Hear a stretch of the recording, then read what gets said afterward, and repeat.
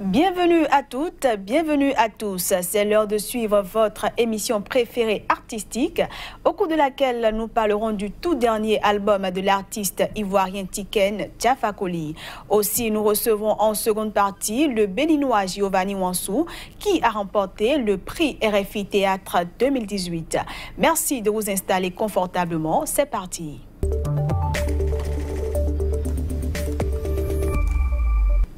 Retrouver les vibrations africaines, c'est le souhait de la star ivoirienne du reggae, Tiken Jah Fakoly, qui réaffirme son panafricanisme en enregistrant son prochain album dans le studio flambant neuf qu'il vient d'installer dans le quartier populaire de Yopougon d'Abidjan.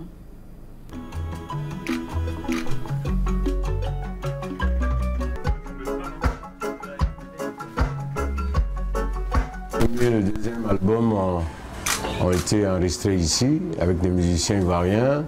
Et après, j'ai fait la Jamaïque 4 fois. Je suis allé en France, j'ai enregistré en France une fois. J'ai enregistré en Angleterre une fois. Et puis là, j'ai envie de retrouver le son reggae africain. Et c'est pourquoi je suis venu ici. C'est vraiment un choix artistique. Il y a la radio, il y aura la toute première bibliothèque de reggae en Afrique ici. Donc il y a 2 salles de répétition et un studio d'enregistrement. Et pour moi c'est important d'investir en Afrique parce que je veux contribuer au développement du continent africain. Je chante l'Afrique, je défends l'Afrique et il est important que je pose des actes concrets. Tout le monde parle des États-Unis, tout le monde parle de l'Europe, de leurs forces. Mais ils sont forts parce qu'ils sont nombreux et ils ont mis leurs forces, les différentes forces ensemble. Et c'est ce qu'il faut à l'Afrique. Que ce soit maintenant ou demain, en tout cas tôt ou tard, ce qui va nous aider à avoir de la voix dans ce monde, à être écouté dans ce monde, c'est quand on sera ensemble. Les 54 pays ensemble, les États-Unis d'Afrique ou bien l'Union africaine, concret, on gagne tous les combats. Place à présent à l'invité.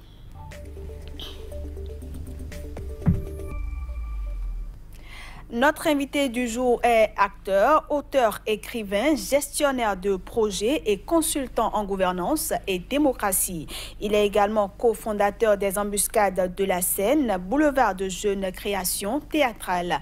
Et nous le recevons aujourd'hui pour parler du prix RFI Théâtre 2018 qu'il a remporté. Giovanni Wansou, bienvenue. Merci. Vous allez bien? Très bien. Alors, tout d'abord, toutes nos félicitations pour ce merveilleux prix que vous avez remporté. Merci beaucoup. Et c'est grâce à votre test Les Inamovibles que vous avez remporté ce prix. Oui. Un test qui parle d'une manière inattendue du retour impossible des émigrants dans leur propre pays. Pourquoi avoir choisi d'écrire sur ce sujet?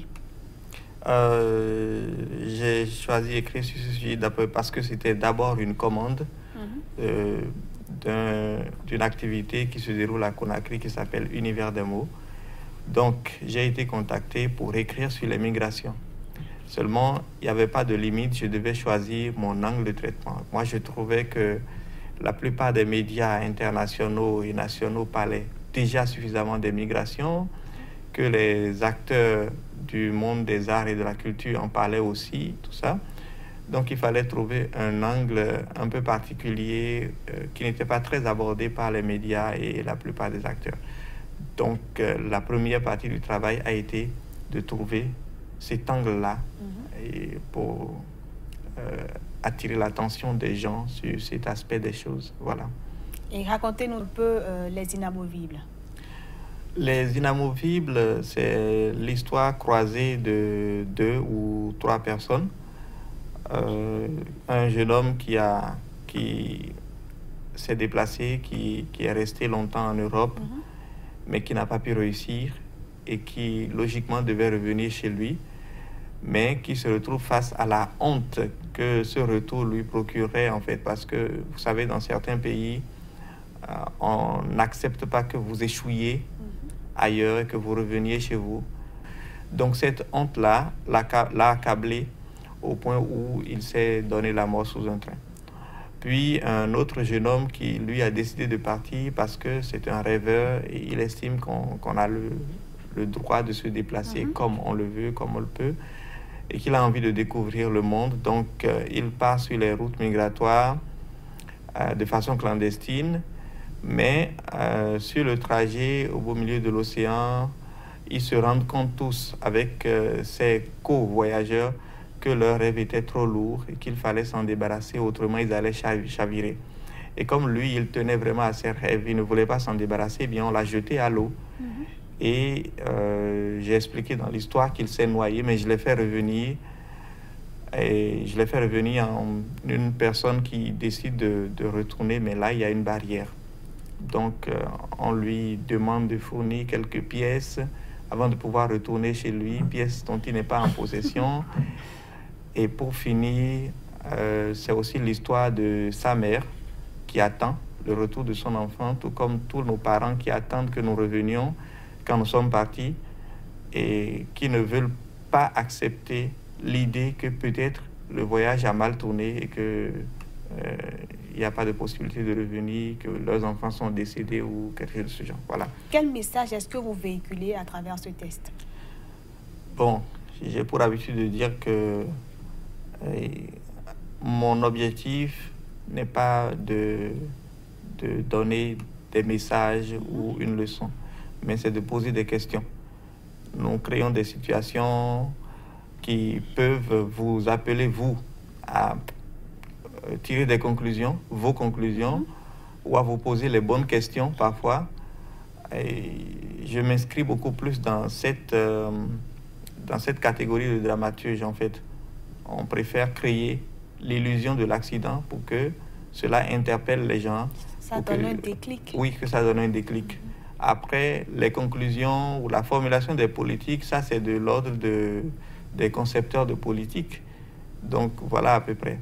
Moi, personnellement, ce que j'ai voulu défendre un peu dans ce test, c'est l'humanité face à la question du déplacement, où j'ai estimé que, de mon point de vue, je suis partisan du fait que nous sommes propriétaires de toutes parts dans le monde et que le seul bémol ou le seul obstacle qui pourrait obstruer notre déplacement d'un endroit à un autre ne pouvait être que notre capacité à nous acheter un billet d'avion ou un ticket de bus ou un bateau. À part ça, ni les frontières physiques, ni les frontières psychologiques ne devraient nous empêcher de bouger. D'accord. Alors, est-ce que vous attendiez à recevoir ce prix en présentant votre test? Ça, c'est une question dure. En plus, vous étiez combien à compétir pour ce prix? Je sais qu'il y avait pour cette année 168 tests en compétition. Oui. Il y a une première sélection, comme toutes les années d'ailleurs, il y a une première sélection de 12 tests finalistes. Et puis il y a un jury final de 12 ou 13 personnes qui statuent sur les 12 tests et décident de qui remporte. Mais je peux dire que la plupart du temps, les 12 tests qui arrivent en finale sont vraiment les meilleurs. Les meilleurs. Et donc, vous ne pouvez jamais être sûr de gagner. Bon, la belle preuve, j'avais déjà participé 2 fois de suite, donc ça n'avait pas marché. Donc, vous êtes sûr que vous êtes parmi les meilleurs, mais vous ne pouvez pas être sûr d'être celui qui gagne. Le meilleur des meilleurs, quoi. Voilà. Et quels sont les critères sur lesquels le jury s'est basé? Dès le départ, les critères sont connus. Il y a d'abord l'originalité de votre sujet, le traitement que vous en faites. Est-ce que vous arrivez à en faire un traitement original? Il y a la qualité dramaturgique du test. Et comment vous arrivez à agencer le test pour que cela saisisse l'attention du lecteur. Voilà. Et puis, il y a le style, la langue. Comment vous l'écrivez. Vous savez, on peut être dit sur la même ligne à vouloir dire « papa va à l'école ». La différence va être dans la façon dont moi je formule la phrase. Pour que ce soit... Donc voilà les 3 critères dont j'étais au courant dès le début pour participer. Mais est-ce que la pièce, enfin le test sera joué ou qu'est-ce que vous pensez faire après? Le test, je l'espère, il va être joué, je l'espère, parce que qu'il soit joué, qu'il soit produit, cela dépend de la volonté des metteurs en scène. Moi, je n'interviendrai pas dessus en tant que metteur en scène. Quant aux possibilités d'édition, je pense qu'il y en a. Il y a quelques maisons d'édition qui se sont approchées de moi pour avoir la possibilité de l'éditer.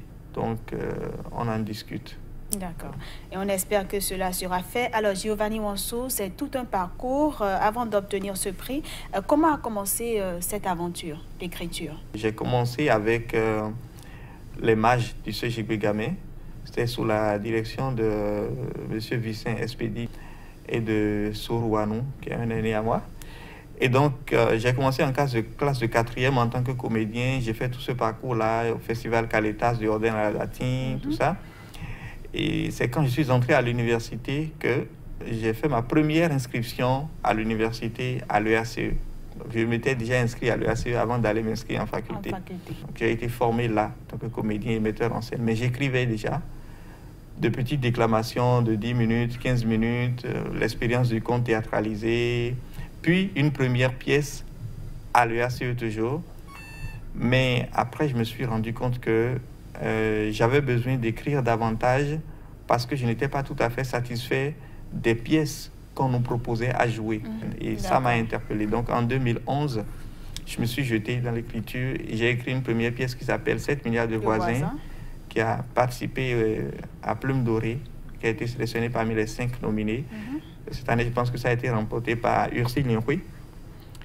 Il faut dire que ce test aborde le thème de la cohabitation, des individus, mais aussi des États. Exactement. Je suis parti de la cohabitation entre les individus dans un petit univers pour parler de la cohabitation entre les États.